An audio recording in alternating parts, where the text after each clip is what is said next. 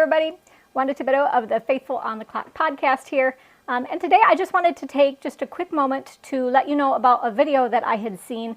And I cannot find the URL again to save my life, or I would link it for you. But the video was basically talking about a lot of this inner child work that's popular in psychology right now.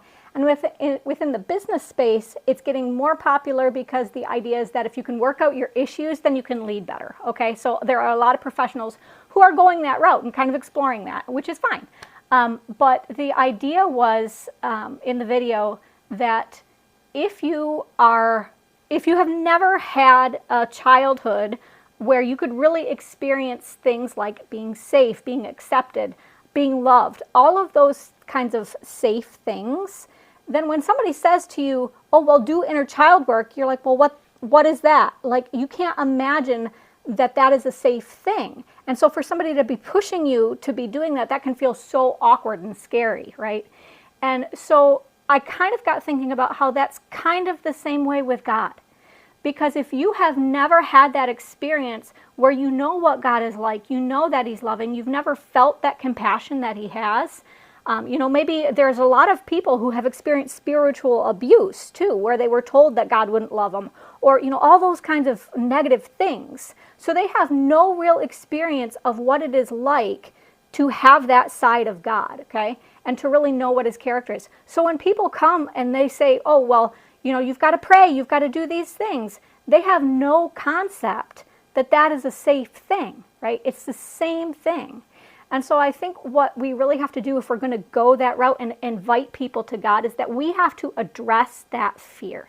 And now here's the thing about that.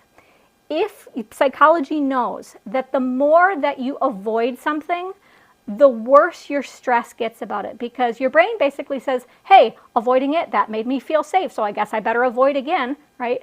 So it just kind of compounds this problem and turns it into a cycle where you avoid, you feel more stressed. You avoid, you feel more stressed, right?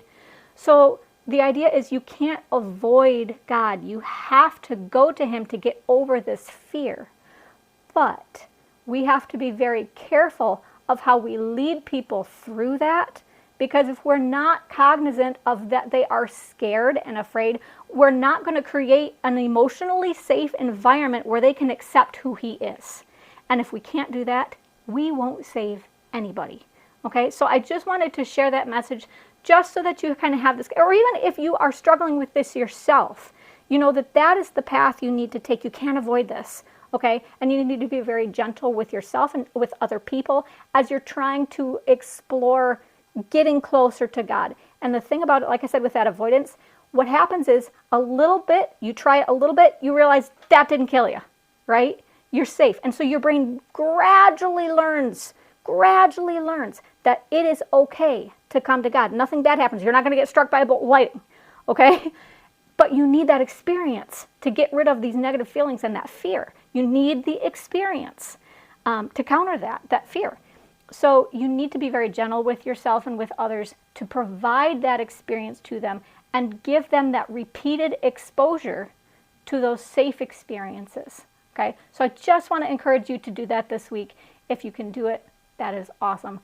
God bless everybody. I hope you have a great week.